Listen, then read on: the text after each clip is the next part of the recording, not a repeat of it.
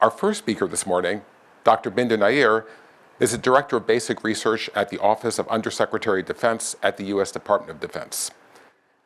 She oversees the Department of Defense's $2.5 billion investment in basic science, funding revolutionary scientific ideas across the sciences, and managing high-level programs that many of us are familiar with, like the Multidisciplinary University Research Initiatives Program and the Defense University Research Instrumentation Program. In essence, Dr. Nair focuses on high-risk, high-payoff research that may lead to future technologies. Prior to this role, she served as the Acting Director and Deputy Director in Human Performance, Training, and Biosystems Directorate within the Office of the Secretary of Defense, where she oversaw environmental technologies, bioassist technologies such as exoskeletons and prosthetics, human-machine teaming, and societal behavioral modeling in the information environment. Dr. Nair also has a PhD in material science and engineering from MIT, and her research expertise is in nanomaterials, polymers, organic electronics, where she's published in the membrane and materials development fields and holds several patents in fuel cell technologies. So thanks very much to all three of you for joining us this morning, and welcome, Dr. Nair. Thank you again. I'm the Director of Basic Research. Thank you, David, for that introduction, and thank you for inviting me to come here and talk to you today. Again, my name is Bindu Nair. I'm the Director of Basic Research, Department of Defense, and I oversee the department's $2.5 billion in early research investments. It is such a singular honor to be here with you today, virtually. I'm sad about that because I'd have liked to hang out with you all, to talk to you about basic research in quantum science and molecular engineering, and to thank you here at Chicago for having had the vision and drive to build this wonderful interdisciplinary school 10 years ago. I really appreciate the chance to celebrate with you. I think your vision is going to be prescient, especially in the decades to come. So since I have your ear for a couple of minutes, there are really kind of three things I wanted to talk to you about today. First, the things that make the DoD a unique funding partner for you in your quest for innovation. The second, the things that I hope we'll be able to build together in the next 10 years and beyond. And third, some ways I'd like to encourage you to think about science to point us towards solutions for tomorrow's and today's hard problems. So first, let's talk about the DoD. Most of you probably know, you're already familiar with how critical DoD was in developing technologies like computing and AI and speech recognition and GPS and lasers, and the list goes on. These innovations were built upon early investments by the DoD, along with many of our science funding partners in the USG, some of whom we have here with us today, and commercialized with industrial and private investment. But I'd like to pull the thread today, if we can, on how DoD's funding ethos has been such a critical piece of the US government's innovation ecosystem and how we're going to continue to do that in the years to come. We're different than some other agencies because we provide a ton of autonomy to DoD program managers and let them build their own portfolios, select their projects, and develop high-performing teams to grow and develop their own science. Typically, at many other research funding agencies, principal investigators and other members of the research community are driving the research direction. You go in and you say, here's what I want to do, and you drive the research direction. But in the DoD, there's this dynamic interplay between program managers and principal investigators that ultimately leads to some really exciting outcomes. And I believe when done right, this model, not the only model in the US government, and it shouldn't be the only model in the US government, but when it's done right, this model can lead us to very high risk, blue sky ideas that frankly surprise us all by working. Sometimes it's astonishing that they work at all. And we've noticed over the years that some principal investigators really like this model, and they like the interchange with DoD and our program officers. And then there are some very smart scientists who do wonderful creative work, but just don't find that to be their cup of tea, right? And the same is true for institutions, and I found that the University of Chicago works well with the DoD, probably because your researchers at the university seem to appreciate and benefit from this model. So as long as you keep cranking out those creative ideas we'll be here as your partners in the scientific creation process. And I hope that we can build into this into the future. Your School of Molecular Engineering, what a brilliant idea, right? What a great idea. And it shares a lot of interest with topic areas that have shaped the department's past and future investments. So let's talk a second about quantum computing. You know, we all know the story. Peter Shor developed an algorithm in 1994 that could be used by quantum computer to crack Commons crypto systems. We picked it up in 1996, and we've been funding basic research in quantum computing since 1996 and has steadily funded research across the services in DARPA for well over 20 years at this point. In September, Google developed quantum computer based on DoD-supported research, solved a problem faster than any superconductor could solve it.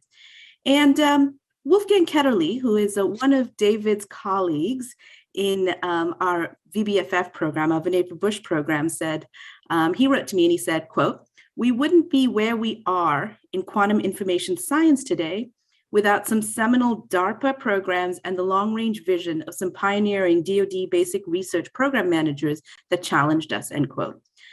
So we will continue to be your partners in quantum computing, quantum materials, and new classes of electronic materials that you're all working on here. As an aside, topological insulators, we are living through some really, really exciting scientific times. These materials are a playground for fundamental physics, and it seems like every day we learn something new and create a bunch of new opportunities. What foresight led you to build the School of Molecular Engineering just as that revolution was getting started? I hope that in the decade to come, we can start to really gather the fruits of that investment and that sort of early vision and that early insertion of these concepts and focus on these kind of concepts. You're engaged in research in so many areas that are of strategic importance to the DoD. I think most people know about how the DoD, at least most of us in this community, know about how DoD pushed quantum science, but our role in lithium-ion batteries, for example, was probably less understood. You know, in 1978, John Goodenow received a basic research grant from AFOSR while he was at Oxford to study, quote, new materials for electrochemical cells. So the purpose of the relatively small 3-year research project was to design, prepare, and categorize new materials for electrochemical cells with a special emphasis placed on solid solution cathodes for secondary batteries of specific high energy and power. So support for this work was done because we wanted higher energy density materials with applications potentially in rocket and satellite propellants, and not really, we weren't thinking development of rechargeable batteries.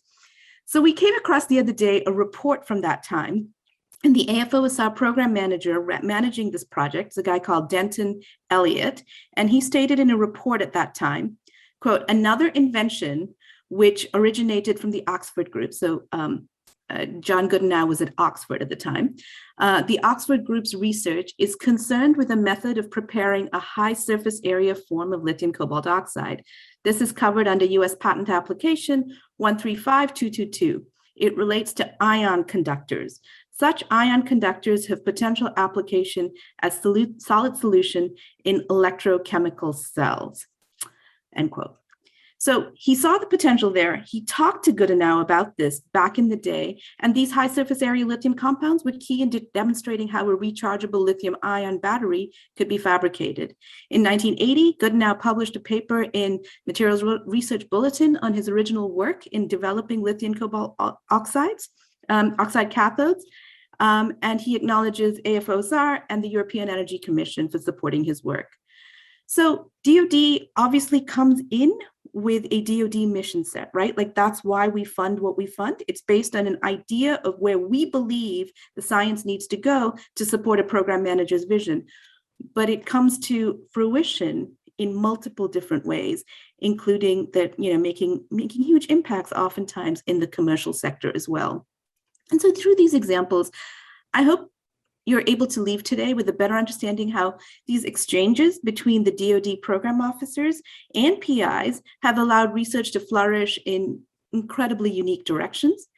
DoD is a mission based agency, and the program officers are guided by the National Defense Strategy, which is a document that is regularly updated and defines the critical challenges facing the department. Program officers take a look at that strategy and create their own vision for where they believe science ought to be in order to support this particular, the defense strategy. And then you come in and help us figure out how to make it real. And this is a great partnership, and we want to keep it going in the School of Molecular Engineering, specifically in the years to come. We need your support. So what do we hope to gain from University of Chicago engagement, and what are we hoping to build with you? So I can think of several parts of the ecosystem where I hope you can be helpful to the department, and I hope the department can be helpful to you. The first, obviously, is in enhancing our capabilities. That's why we're here. That's why we do the work we do. Technological superiority has been a linchpin of our strategy for securing our nation and our allies while saving human lives. I mean, that is it, right? Now and in the future, battlefield dominance will require overmatching and resilient capabilities across multiple domains. Land, air, space, cyberspace, sea, all working together and integrated with our warfighters. But technology is changing fast, right? And to deliver such capabilities, we need to operate at the speed of relevance.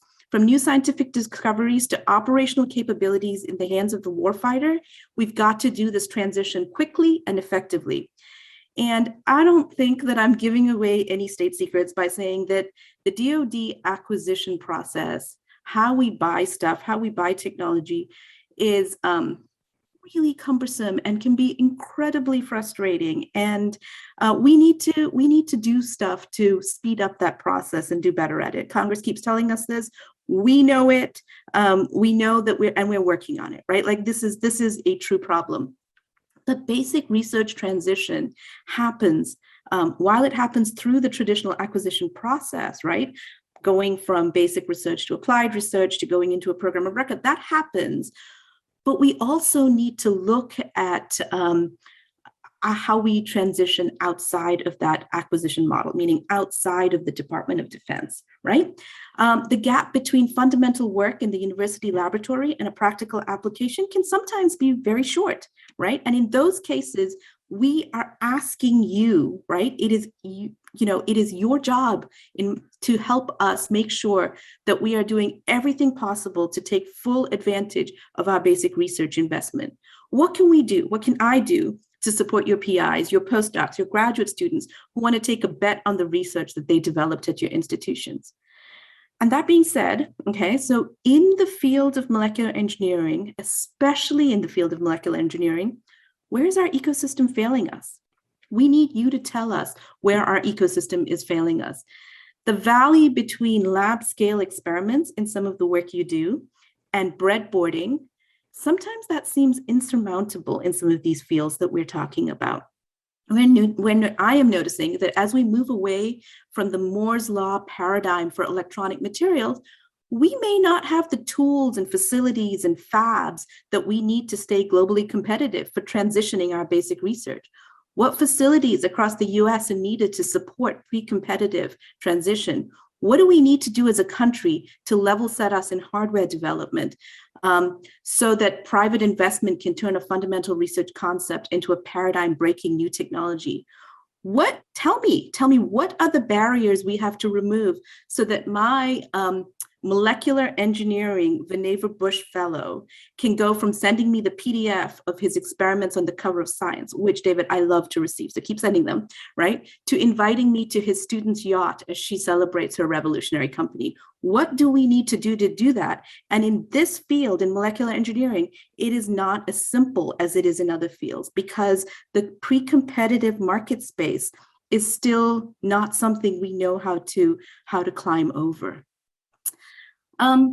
Similar to identifying barriers in transition, help me understand what barriers and what deficiencies we have in supporting long-term basic research investments. I think DoD does a pretty good job, but there may be areas that we're just missing and that we're not understanding.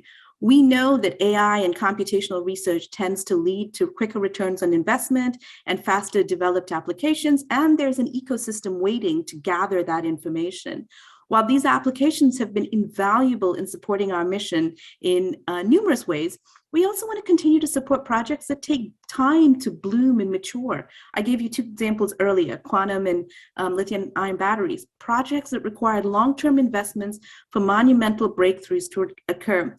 We in the department had the patience to have a quantum engineering program for 20, 25 years, while others in our science funding agencies put that under AMO work and had, some interest in it, but not the kind of sustained sort of dogged interest that the DoD had. How can we make sure we're not missing those bets into the next decades? What are we missing in our ability to continue to support your long-term ideas, and what do I need to do better, right?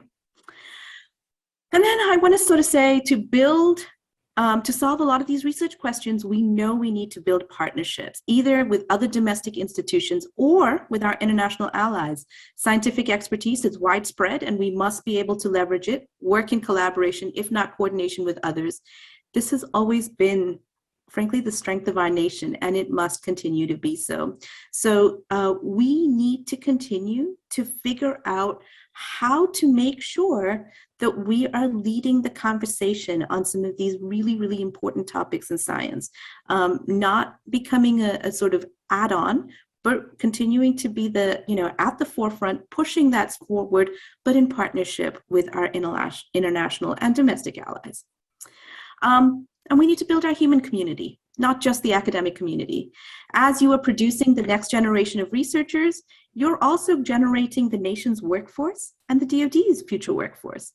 We must create this new generation of scientists attuned to the needs of national security, who can explore new ideas, create new industries, and forge new partnerships.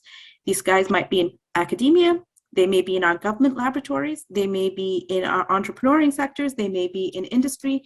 And as a scientific explorer, your role includes guiding those who follow. Graduate students, postdocs, junior faculty.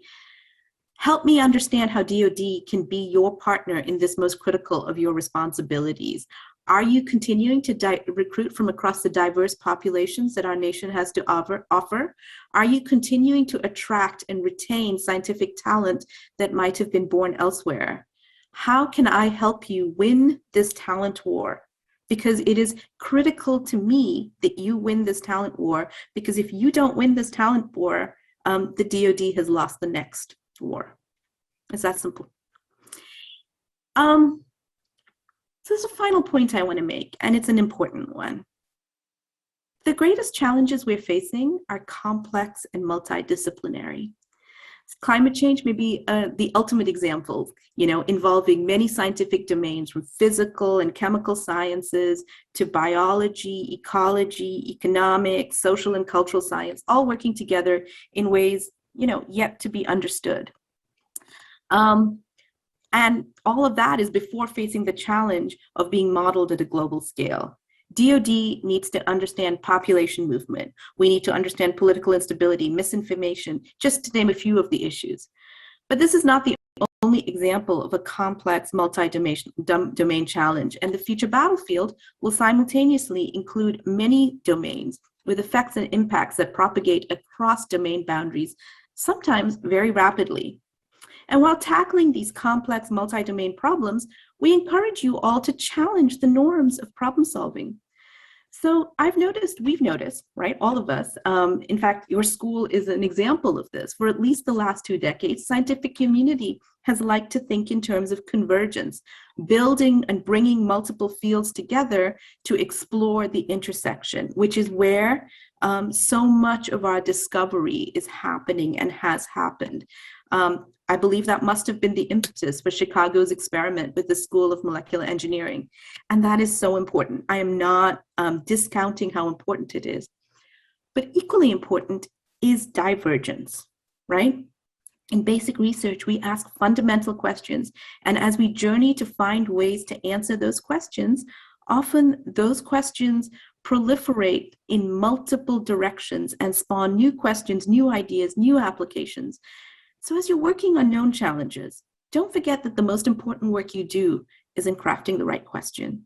We can be and should be, that DoD model that we talked about, the DoD program manager PI model that we talked about is really good for identifying and asking those right questions, and sometimes getting those right questions funded when they're not yet the right questions for everybody else. So let us be your partner in doing this, and do not forget about divergence. Do not forget about the fact that sometimes digging deep into something in your domain, deep into your domain, is the right way to create and spawn new concepts.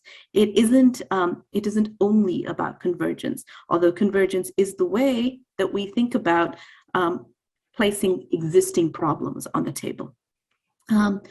Talk to us about the right questions to ask. We will listen, I promise you that.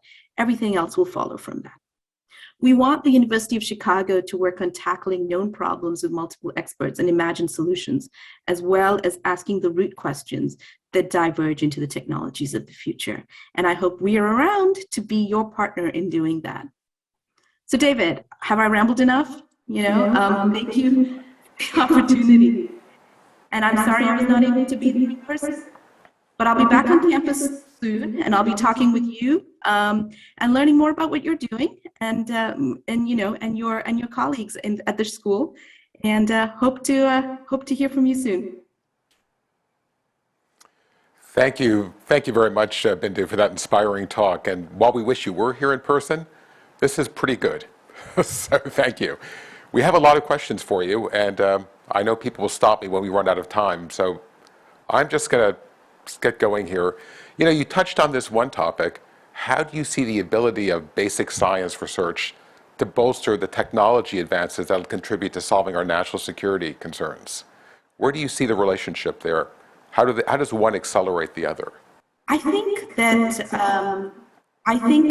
in electronic materials,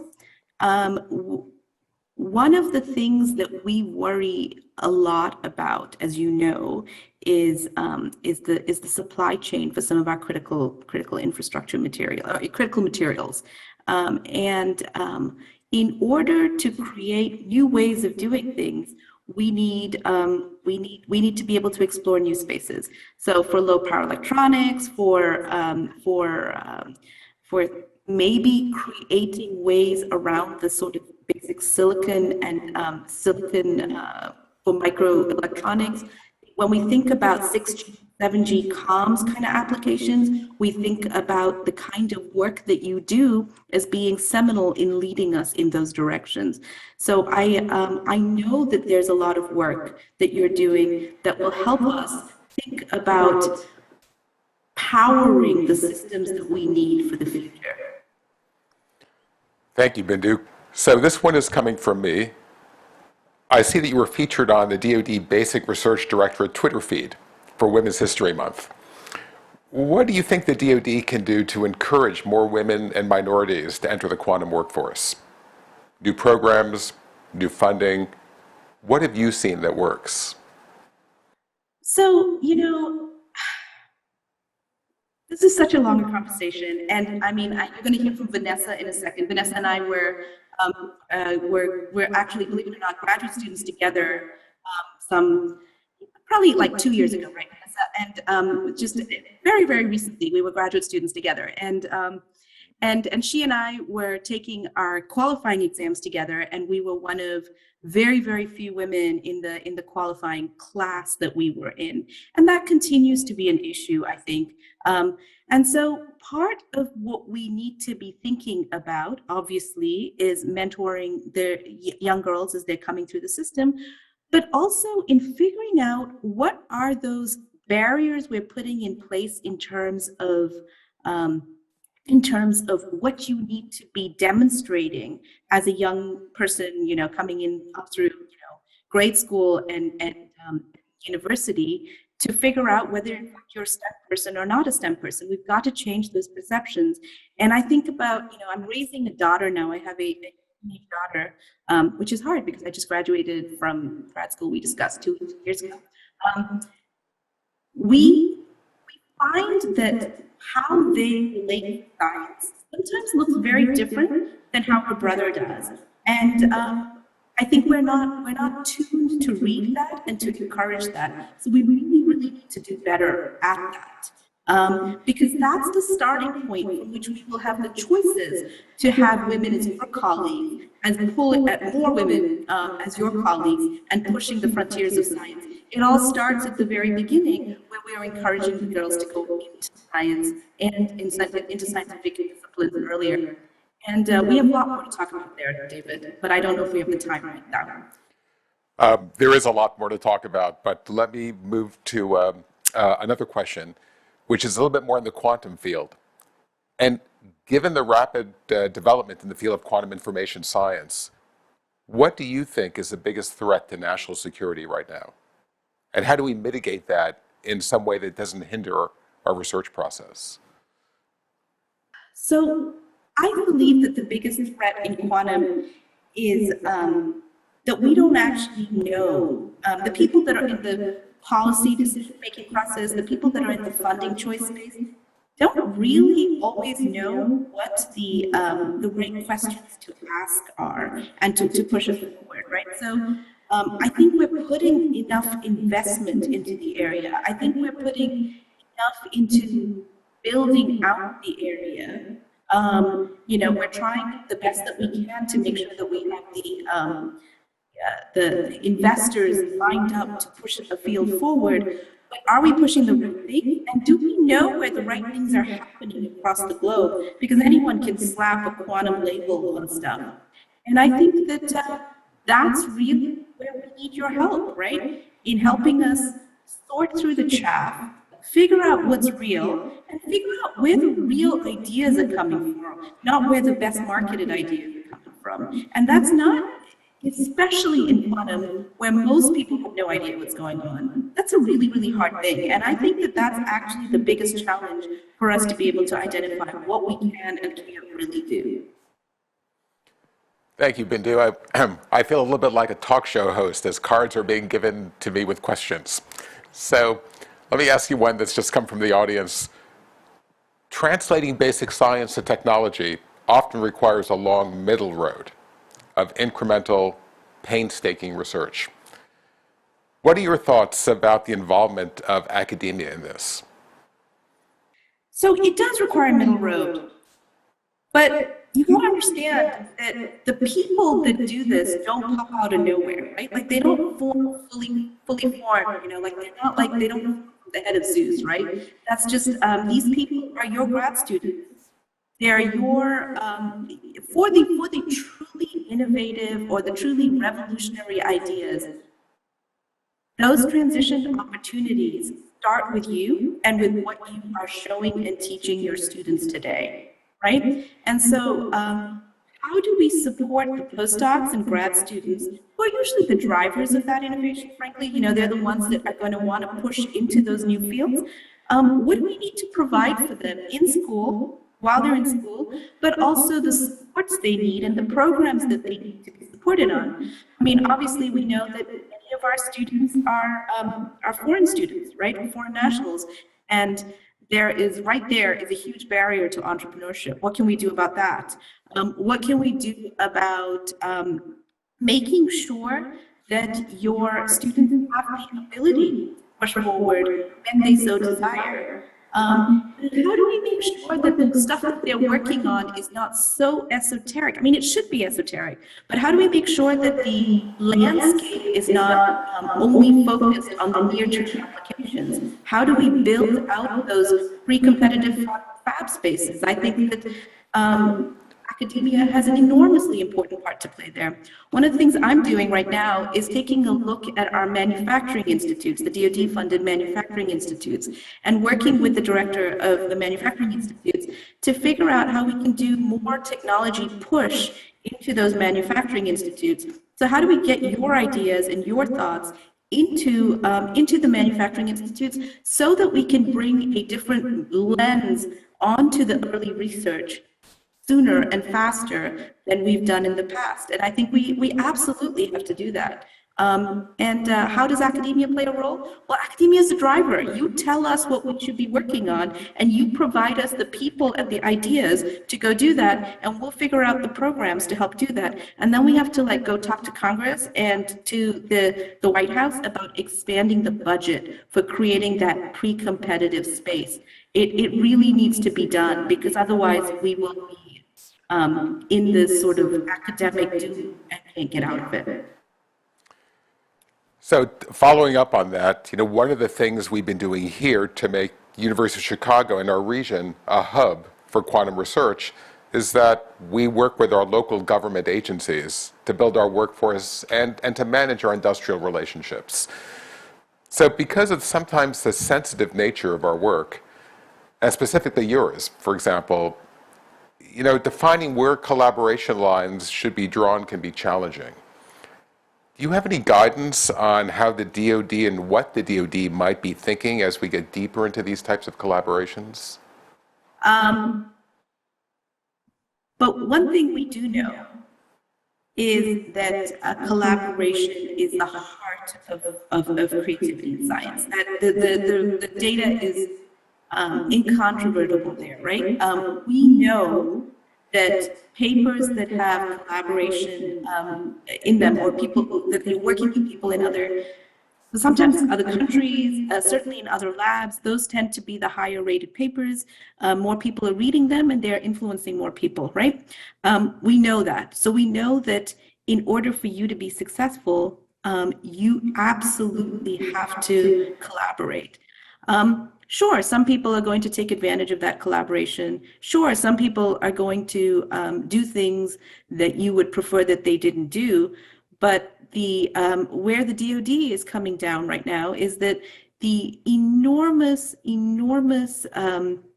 gains that we make when you talk to your colleagues and collaborate with them is we cannot afford to shut that down, right? And so I would say err on the side of collaboration.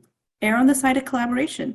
Allow your own actual self-interest to guide those collaborations, because if you are worried about something and you want to make sure that you're the first to put something forward, and you believe that talking about it with somebody else is going to scoop you, then you're not going to do it, and that's fine, right?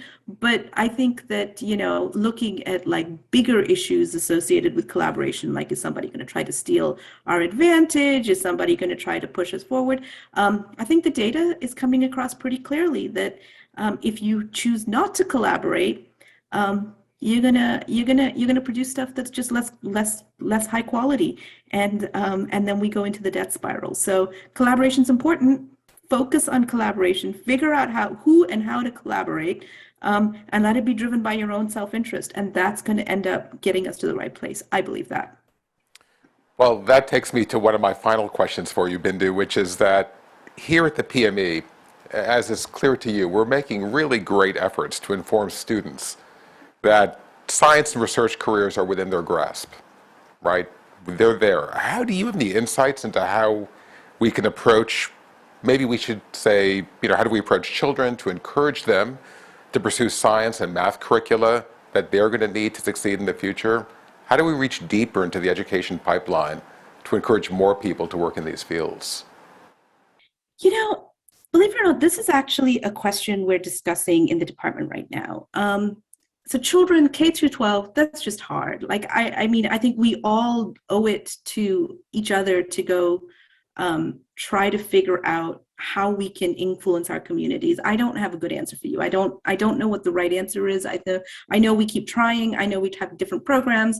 I know, the whole of the government has things that they try to do. I know individually you're all trying to do things. However, I will say this. I think the university model, which focuses so much on research, obviously as the director of basic research, that's great for me, but one thing that we do need to do is figure out how to use your creativity and your ways of thinking about these problems and to fund them, right? So we've got to be serious about, the Department of Defense traditionally does not fund grants or a significant number of grants in curriculum and course development. And I believe that needs to change. We are having discussions within the department of what that needs to look like and how can we put together the revolution we need in, in attracting as they come into your school as undergrads at the very early end. How do we they have to have some baseline, right? You can't start with zero at age 18 or whatever, but there's a large number of people that can and should be able to access STEM if they so desire. And what are those barriers and what are the teaching methods that we need to develop in order to get those classes to come forward?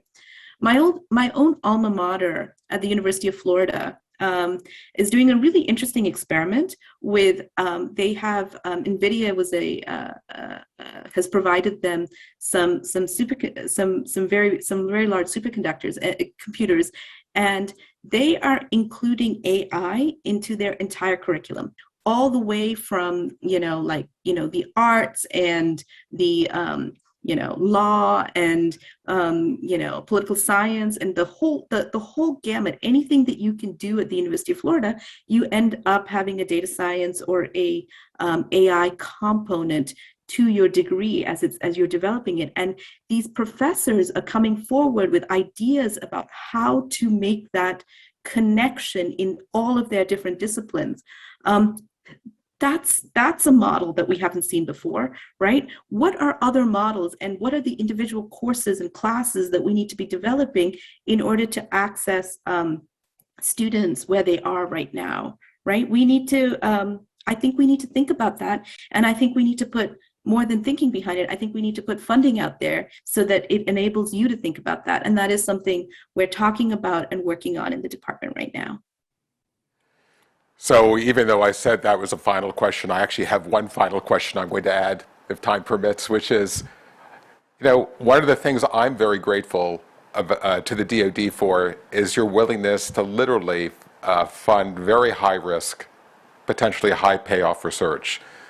Do you have any suggestions for how we can encourage younger faculty to engage on this path, to be willing to take really high risks for high payoff?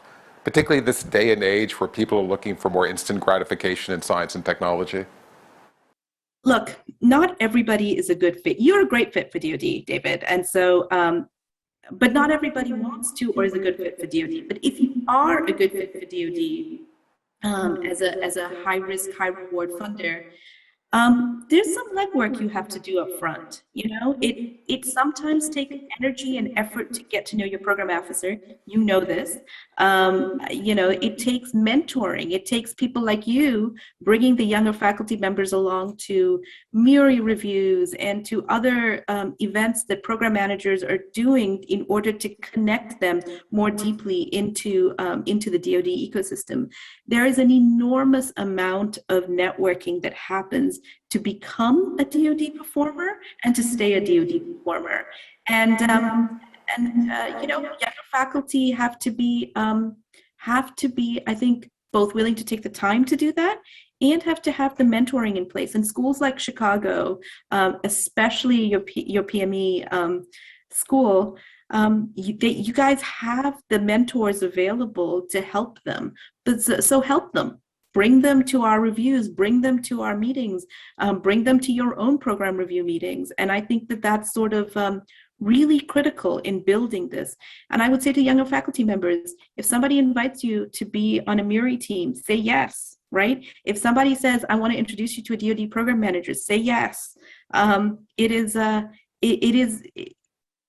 Take all the opportunities you can to get to know not to get to know me because I'm not very useful, but to get to know the program officers that can help you think through your problem set and to refine your science. Well, thank you very much, Bindu. I have to say, I think you've been much more than just useful, but thank you very much for spending time with us this morning and sharing your insights. We really appreciate it.